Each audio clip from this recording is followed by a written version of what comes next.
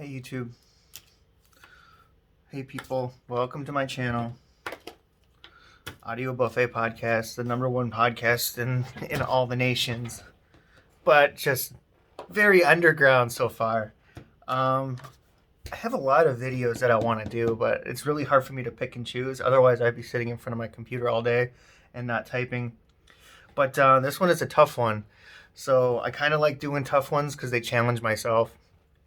Doing easy ones like an easy video for me to do is stuff on media and stuff on opinion and just pop culture and stuff like that. I mean, I really dig those, but this one's a little bit more different. Uh, this one I have 10 things that are hard to say, and I've only gotten 6 of them. Like, I literally can't even think of 10 things that are hard to say for me.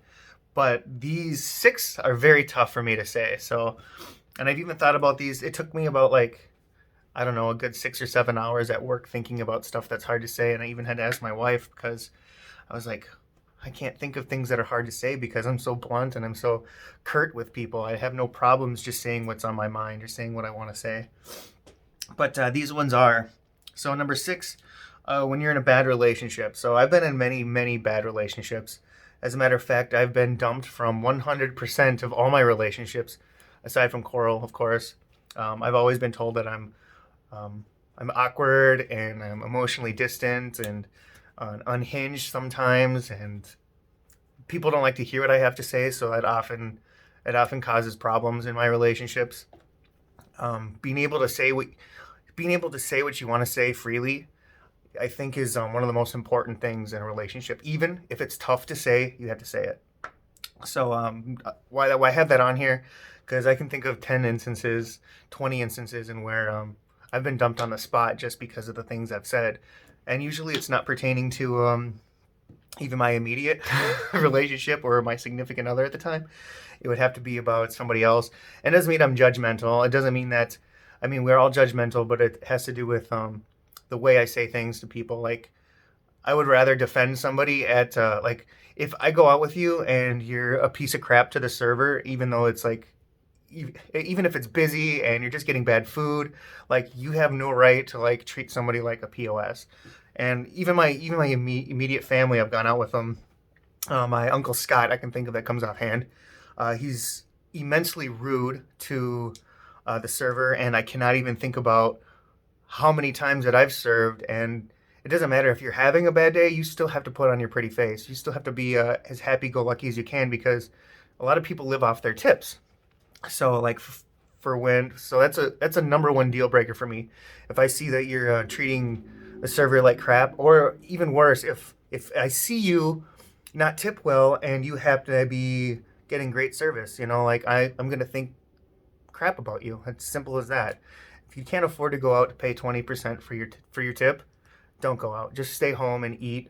You don't have a right to like treat people, even if they're a server or whatever you think about them. One of those people that like stand outside hotels and bring your baggage up, like, those are the people that you need to to treat well. I mean, if you want to treat somebody like shit, treat the CEO of corporations like crap. If you need to pick somebody.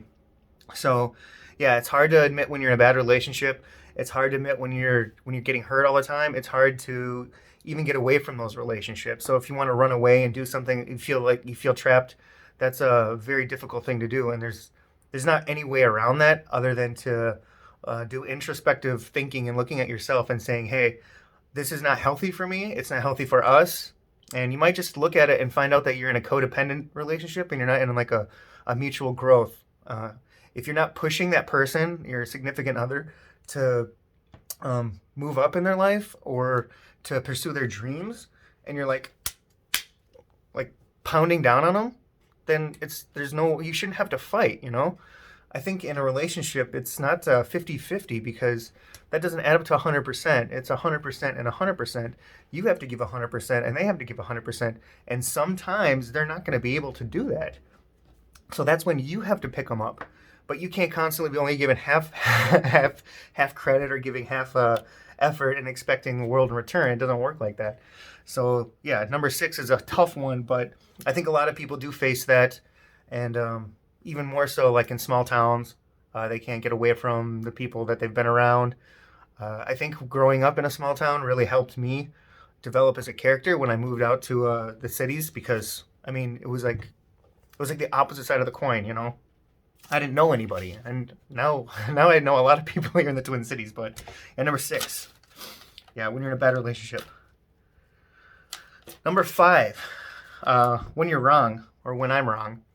It's hard for me to admit when I'm wrong, but it doesn't take a lot for me to admit that I'm wrong. I'll see myself, and it's hard for me to say, and it's one of those things that you it really comes down to who you are, and it has to do with integrity too, because sometimes it has to be just you admitting that you're wrong when you're by yourself. So like you can't always assume you're right, and you can't always like demonize other people. It's very easy to discredit people and treat them like crap. And I've done a lot of that. That's where this list comes from, because I have to think about all the times that I was a piece of shit to people, you know, and it's not okay. So even if you are right, you have to listen long enough to learn what the other person is trying to say, because one of the reasons communication breaks down, it's because it's not necessarily what is said, it's how it's said. So even if you go into any like small group communication class, or family social fam like classes, they like teach you how to talk to people. And when you get emotions involved, right, it gets so much more tough, and things get so much more jaded, or they get unclear of what you're trying to like say, or what the message you're trying to get to say. So sometimes taking an ass chewing is probably one of the best things you can do, because if you can learn how to take an ass chewing and give back more intelligent, you don't have to raise your volume. You have to and raise your words. You have to find another way to angle something, because saying mean things, or saying things that you don't mean to be true, just because you want to hurt somebody, makes it even worse. It's not going to do any benefit to either of you. And like you say, you cannot take back the things that you've already said. Once you say them, they've been said. So you can't say I'm sorry and then expect it to all go away, because they're not going to hear you say sorry. They're going to hear exactly what you said, and they're going to think about why you said it. So yeah, when I'm wrong, it's very difficult. I mean, you can even talk to my wife, because I don't want to be a dickhead or anything, but like I'm right about so many things. And I had a friend even today call me up, not call me up, but text me and get mad at me because I was right. And they had asked me for advice last week, and I gave them advice. I said, if you don't go to your job and you just keep calling in, then you're going to get fired. And I think anyone that understands common sense know that's a true in fact statement. It doesn't matter what state you live in. I know in Minnesota, if you don't call in for like 3 days in a row, it's job abandonment, and you automatically get terminated. So it's one of those things where you can't just call somebody up and you call the owner of the corporation or wherever you work and tell them that you're an alcoholic because you don't feel like coming into work. Uh, what they do when they hire you is they have a certain line of expectations for you to do, and if you don't meet those expectations, they can let you go for any reason whatsoever. And one of the reasons they hire you is because they need that slot taking, and they depend on you to be there to take care of their place while you're not there. They're not just going to accept the fact that you're an alcoholic. They're not going to accept the fact that they're not going to see any benefit in that. They're not going to be like, oh, the best thing that they could probably do for you. And this is one of the things. They said that they're such a good worker. They work so well when they're there. Everyone likes them. It doesn't matter, because those people that are working with you are not paying your paycheck. They're not the ones that are there you're not there for their time. You're there for their time. You're there to help them out. So even if you're a wonderful worker and everybody likes you, it's not going to get you to save your job. And the best thing that they could do is send you to treatment for 30 days, and then you can come back in 30 days and you can either have a different outlook on life, or you're going to slip up and you're going to fall off the wagon again, and they're gonna see a poor investment, because they actually have to pay you a certain amount of money. I think if you're in treatment or something like that, they like FMLA, or at some sort of there's some sort of insurance loophole where if you get in trouble at work, you can just say you're an addict, and then they just pay 60% of your income for 30 days while you're at treatment. But then you're now they're looking at you like, great. Are they gonna even be better when they come back to work? Are they gonna do they need alcohol to be happy go lucky, or are they gonna be like a dry drunk and all pissed off at the world? So, number 4, and that was when I'm wrong. So number 4 is sorry. I think apologizing is probably the most important thing in a relationship. When I say relationships, I don't want people to think like significant others ever. I want people to think friendships, complete strangers, family life. Like saying you're sorry and admitting that you're wrong is very easy to do, because if you don't, people are just going to think that you're immature and you don't have your head on straight. If you cannot admit that you're at fault at something, then how can anyone take you seriously when you think you're right? They don't. It's as simple as that. People, when you want to learn and you want to get respect from people, it's because they notice that you respect everyone else. It's not because you treat them like dirt and walk all over them and drag their name through the mud, and then you get respect. My family made some mistakes recently in the past, and they refused to apologize for it. Does that bother me? No, it just makes them look very immature, and it's not one of the things that I need to admit, because it's other people have noticed this and brought it to my attention. It's not even something that I noticed. So that's another one. Saying you're sorry, and being on the other side and forgiving. If you already forgave that person for what they did, it's all right. You can let it go. It's off your back. But then you're still looking at them like, wow, you're supposed to be this amazing person who like walks in the light, and you can't even say you're sorry or admit when you're wrong or apologize for anything. Is that pride? Yeah, it's pride and selfishness. People don't want to admit they're wrong because they don't want to admit that you're right. That is probably what it comes down to, and it's the pride. And whether you say you're sorry or not, it doesn't matter, because the truth doesn't even need any evidence, because it is the truth. When you deny the truth, like if I made a huge mistake, and even if I felt that I was right, I would lie and apologize because if I was like, I didn't do any wrong there, I was completely the victim of all this blah blah blah blah. Like even if I was that person, I would have no problem apologizing and admitting that I was wrong, just to make things better for the future. But it's as simple as saying you're sorry, and some people like just can't say they're sorry. They only need to apologize to the man upstairs, and then that's cool. They're absolved of their mind, they're absolved of their heart, and that's all they need to appreciate. But when they get upstairs, they're gonna be like, "Why didn't you say you're sorry?" And it's not my fault. That's your fault for not wanting to have any integrity. And if you guys know the definition of integrity, it has to do with doing the right or wrong thing when nobody's looking. And isn't that not what a man upstairs is for? That is what it's for. Next one, 3. Sending food back. This is more difficult to me than saying you're sorry. And in my life, I have never been able to send food back. I've never been able. There's only once I remember I tipped somebody work harder, like in the when I was signing my my slip at the end, and it was because I remember why I did that is because they completely ignored me and my friends, and they were sitting down at a table with a coworker the entire time we were there, and we weren't even there to eat. It was at a Buffalo Wild Wings, so I mean, was I expecting five-star service? I was not, but I can't admit to ever sending food back. I just think about like all the other people that haven't got a meal for the day, so like. That's one of the things that hits hard. It's like, even if it's like you go out, you go get a steak, and you want a really good steak, and it just doesn't hit, and you're like, I could have made this better, or it comes out completely incorrect, or they keep forgetting to bring you your drinks, or they don't fill it. You ask for water like 4 or 5 times, and they just don't bring it out. Like some of that stuff can be irritating, and you may feel it's okay to deserve to not tip well. I don't think in any instance it's okay not to tip well.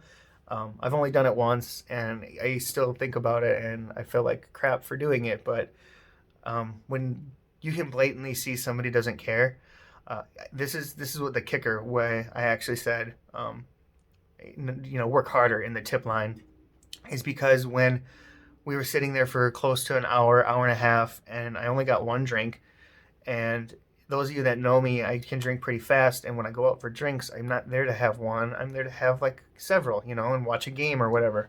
But what ended up happening was I went up to the bar because I was there for 90 minutes, and my beer was already gone. Like, the first one goes down really fast. So I'm getting a call right now. I didn't know if it's going to keep recording. It looks like it is. Um, but I went up to the bar and I ordered my drinks, and he's like, are you sitting at a table? I'm like, yeah, but I just would rather get my drinks here because I haven't gotten any service in the last 90 minutes. And so he made my drink, and then I paid for it there. So I technically had two tabs open. And then she kind of scolded me, and she's like, "Well, what are you doing here sitting?" And I'm like, "What are you doing?" I was like, "It's not even busy here, and you're sitting over there talking to your coworkers, and me and my friends have empty drinks. Look at our entire table is empty drinks. Do you want me to take the glasses away or something?" It's like she didn't even get the concept that we just wanted another drink. So she had the bartender. I had already had two drinks with the bartender and only drink with her, one drink with her, and she actually had closed the tab out with the bartender and transferred it to her own. So she expected me to like tip her or pay her. So I closed her tab out and I said, "Work harder." And then I went up to the bartender and I gave him like $20, and I was like, "Here, this is for you." She transferred my drinks over to my table, and I was getting service from you, and I think you deserve the effort. You did the work, so like you get the money. It's as simple as that. And that was the only instance, but that was irrefutable, like horrible service. And as a server myself, I did it for 12 years. I know how important it is to, take care of your table, like I would rather have that annoying server that comes up every 4 minutes asking if I need something and being like with a mouthful of food, be like, "No, we're good," than to just be ignored. It's like we didn't, and I'm not going to even laugh about it, but that location on Robert Street in West St. Paul is closed down, and I'm not surprised because they're idiots, they're crappy. And I went there a couple times, and this is actually when like the first week that Shazam came out. Yeah, that app where you can like look up, songs or whatever. But my friend was actually DJing there from the strip club, and he was doing trivia with song trivia, and I won every prize that he had brought. And I just gave them away. One was like free 20 wings from B Dubs. One was a T-shirt. One was a hat. One was a drink ticket, and there was like six things I won because I had Shazam. And you're like, how does he know every freaking song? Obviously, you can't get away with that these days because apps were like, smartphones. This was like probably 10 years ago. I can't even, probably longer than 10 years ago. But yeah, it's a fun story, and yeah, and I actually told my friend about it, Dave. He's the DJ when I got back to the club, and he's like, "How did you have all the answers?" He's like, "Some of those I pulled out of my ass because I know you wouldn't get them." I was like, "Oh, this app Shazam, I need to take account of that. You got to make sure people aren't using their phones because it is cheating." Same thing with trivia. Actually, don't need to Google anything. If you guys are ever in a bind and you guys need to phone a friend for something trivia, I'm not going to say I know the answer, but there's a good 9 out of 10 chance that I do know the answer. 2, directions. I think as a male, asking for directions is just emasculating to you. You figure out where you need to go. I have a great sense of direction. I delivered pizzas for about a decade without a smartphone. So reading a map was like essential. Reading addresses was essential. I can probably tell you the reason why, like, or what side of the house. Like, if you told me where you lived, I could tell you what side of the house. Probably if your odds are even, like just the way like everything's mapped out. I understand like how interstates work. I understand like in the Twin Cities, we have 35E and 35W, and one they run parallel like north and south, which is funny. And then 494, like if it ends in a even, it goes around the city. So like if you go into any city, you look at any map, you can look at this and notice it's like 394. It can go around the city, like if it goes, for instance, 94, and it's only two digits, not 3 digits. It's an interstate, and it's going to go like through a state. and like you can just get around the entire United States. I'm sorry, I don't know how it works in every other country, but that's how it works here in America. So asking for directions is just like like the system beats you when you got to ask for directions. So, and number one thing that's hard for me to say is that I need help. I'm always been the guy that helps people, so in asking for help has always been really tough for me. But I think it was a lot harder for me as maybe a teenager in my 20s and 30s. But the older I get, I think the easier it is because I understand how much people are needed. You know, like humans, they are a pack animal. So like you can't just do everything on your own because you're gonna be missing out on a whole bunch of life that intended for you to learn. And same thing with when I meet somebody and I automatically, my first thought of this person is a bimbo or a nitwit are my favorite two words to use. And if I think that about you, then I automatically backpedal in my mind and I say, hey, you have to listen a little bit longer. This person has something to teach you. You don't have something to teach them. And I've always been that way. The longer you listen and the quieter you are, one, the more value your words are. So everybody knows that one quiet person, like even at work or, and they don't fight or argue. They just kind of always like, they're pacifists. They're really quiet. When they do speak up, their words have so much more value as opposed to the person that doesn't ever shut up and is always talking, talking, talking. And sometimes you just, this is my trick. If I don't want to talk to you, I'll just finish my the conversation and I'll ask a question.